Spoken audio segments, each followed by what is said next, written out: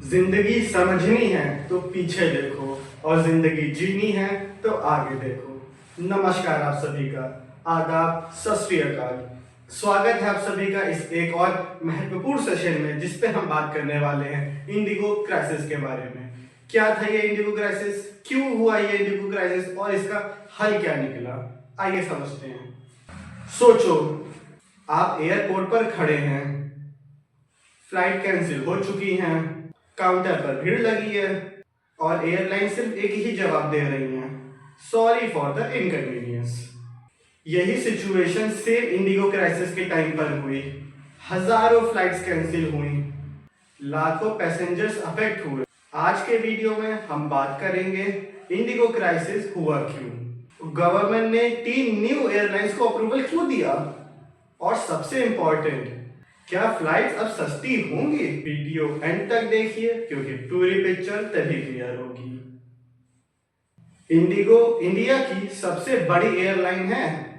Domestic market का 60% share इसी के पास है, लेकिन recently crew shortage, new aviation rules, poor planning, इन सब की वजह से थाउजेंड्स ऑफ फ्लाइट्स कैंसिल हुई।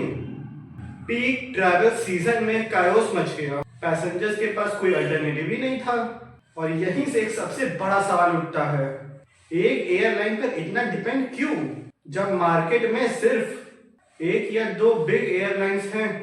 उसे कहते हैं डुओपोली। इंडिया में इंडिगो, एयर इंडिया, बस यही 2 मेजर बड़ी एयरलाइंस हैं। प्रॉब्लम क्या है, अगर एक एयरलाइन फेल होती है तो पूरा सिस्टम हिल जाता है। इंडिगो क्राइसिस ने यह वीकनेस एक्सपोज कर दी है। इंडिगो क्राइसिस के बाद गवर्नमेंट ने एक स्ट्रॉन्ग डिसीजन लिया, 3 न्यू एयरलाइंस को अप्रूवल दिया है। गवर्नमेंट का ऑब्जेक्टिव कंपटीशन बढ़ाना है, मोनोपोली को तोड़ना है, पैसेंजर्स को चॉइस देना। ये सिर्फ क्राइसिस का रिस्पॉन्स नहीं है, ये एक फ्यूचर प्लानिंग है। कौन सी न्यू एयरलाइंस आई हैं? गवर्नमेंट ने जिन न्यू एयरलाइंस को अप्रूवल दिया, अल हिंद एयर, फ्लाई एक्सप्रेस, शंख एयर, ये एयरलाइंस अभी ग्रेजुअली स्टार्ट करेंगी। डोमेस्टिक रूट्स पर फोकस करेंगी, टीयर 2 और टीयर 3 सिटीज को आपस में कनेक्ट करेंगी। मतलब एयर ट्रैवल अब सिर्फ मेट्रो सिटीज तक नहीं रहेगा।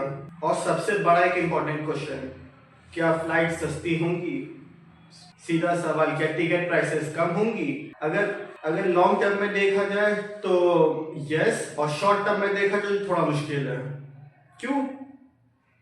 क्योंकि फ्यूल प्राइसेस हाई हैं, एयरपोर्ट के चार्जेस ज्यादा हैं, प्रॉफिट मार्जिन बहुत थिन होता है, आप सभी जानते ही हैं। लेकिन जब कंपटीशन बढ़ेगा, एयरलाइंस को फेयर कंट्रोल करने पड़ेंगे, बेटर सर्विस देनी पड़ेगी, डिस्काउंट एंड ऑफर्स आएंगे।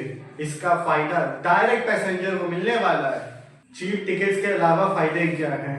बेटर फ्लाइट ऑप्शंस होंगे, स्मॉल सिटीज की बेटर कनेक्टिविटी होगी, एविएशन सेक्टर्स में जॉब्स होंगी। एक एयरलाइन फेल हो जाए तो बैकअप अवेलेबल रहेगा, मतलब सिस्टम ज्यादा स्ट्रॉन्ग और रिलायबल होगा।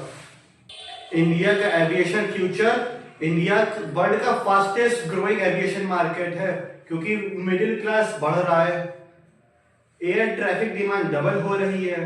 अगर कंपटीशन हेल्दी रहा, रेगुलेशन स्ट्रॉन्ग रहा, तो इंडिया का एविएशन सेक्टर नेक्स्ट लेवल पे जा सकता है। न्यू एयरलाइंस होप लेकर आई हैं। अगर प्राइस कंट्रोल में होती है तो ये न्यूज़ आपके फेवर में होंगी।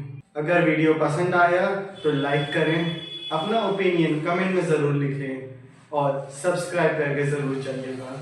मिलते हैं अगली वीडियो में। जय हिंद।